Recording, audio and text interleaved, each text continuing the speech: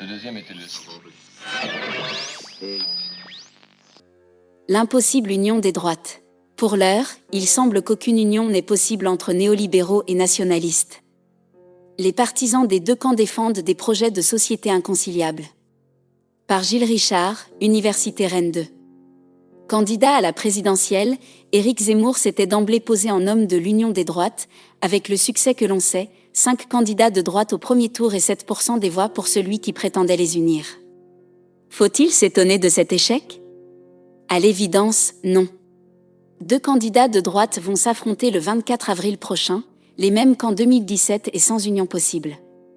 D'un côté, Emmanuel Macron, président sortant, depuis 5 ans porte-drapeau, après tant d'autres, de la famille politique que je nomme néolibérale européiste. De l'autre, Marine Le Pen, porte-drapeau de la famille politique nationaliste identitaire. 2 grandes familles face à face, installées dans le paysage politique français depuis longtemps, fortes d'un quart chacune des 49 millions d'électrices et électeurs inscrits et d'un tiers des suffrages exprimés. Comment définir ces néolibéraux européistes ? Autoproclamés progressistes, ils sont les lointains héritiers des partisans de la monarchie anglaise du XVIIIe siècle, parlementaires et censitaires, seuls les plus riches avaient le droit de vote pour élire les députés, qu'admiraient Voltaire et les constituants de 1791, tout comme les orléanistes François Guizot et Adolphe Thiers. Plus directement, ils sont les héritiers des républicains libéraux dits modérés, tels Jules Ferry, et de leurs descendants Raymond Poincaré, Antoine Pinay et Valéry Giscard d'Estaing. Républicains modérés mais pas modérément républicains, disait Poincaré, car ennemis des monarchistes et des bonapartistes, mais surtout libéraux car défenseurs résolus de l'organisation capitaliste de la société, néolibéraux depuis l'après-guerre quand ils prirent conscience du rôle central de l'État pour défendre et promouvoir le capitalisme contre ses adversaires collectivistes de tout poil. Européistes enfin depuis qu'à partir des années 1970, l'intégration de l'économie française dans l'Europe, la CE puis l'Union européenne, n'a cessé de se renforcer, dans le contexte de la troisième révolution industrielle fondée sur la révolution numérique, souvent mal nommée mondialisation. Face à eux, les nationalistes identitaires, couramment appelés extrême droite ou, par les gauches, fascistes. Apparus avec l'épisode boulangiste et l'affaire Dreyfus, ils avaient en commun de rejeter le parlementarisme pour lui préférer une république autoritaire dotée d'un exécutif fort incarné dans un chef. L'émergence de cette nouvelle famille politique, au départ constituée par une fraction des radicaux, des monarchistes et des bonapartistes ainsi que quelques blanquistes, se produisit dans le double contexte de la volonté de revanche après la perte de l'Alsace-Moselle en 1871 et du recours croissant à des travailleurs immigrés pour soutenir l'industrialisation entamée dans les années 1830. La France, premier pays à avoir entamé sa révolution démographique au XIXe siècle, la dénatalité pour les nationalistes qui dénonçaient déjà le danger d'une invasion de la France par les étrangers, manquait d'autant plus de bras que l'exode rural était plus lent que chez ses concurrents, les petits paysans propriétaires résistant pied à la prolétarisation.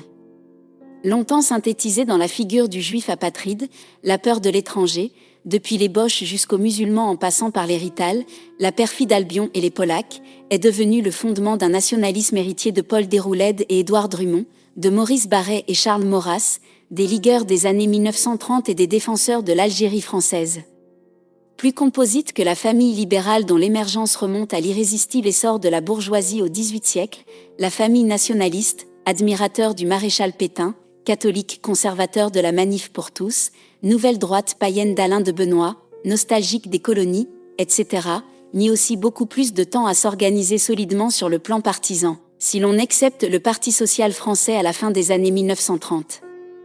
Le FN, Front National, fondé il y a 60 ans, ne passa de l'état de groupuscule à celui de grande force politique qu'en 1984, à l'occasion des élections européennes, quand le RPR, Rassemblement pour la République, renonça à l'un des fondements du gaullisme en faisant liste commune avec les giscardiens adeptes du fédéralisme européen.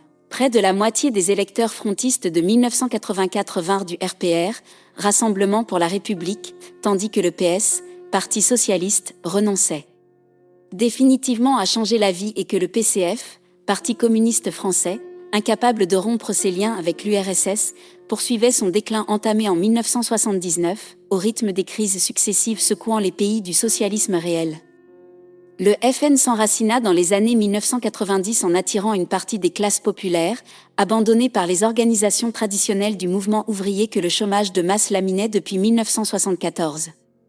Pour résister à la montée du FN, dont le candidat se qualifia au second tour de la présidentielle de 2002, RPR et UDF, Union pour la démocratie française, décidèrent de fusionner dans l'UMP, Union pour un mouvement populaire.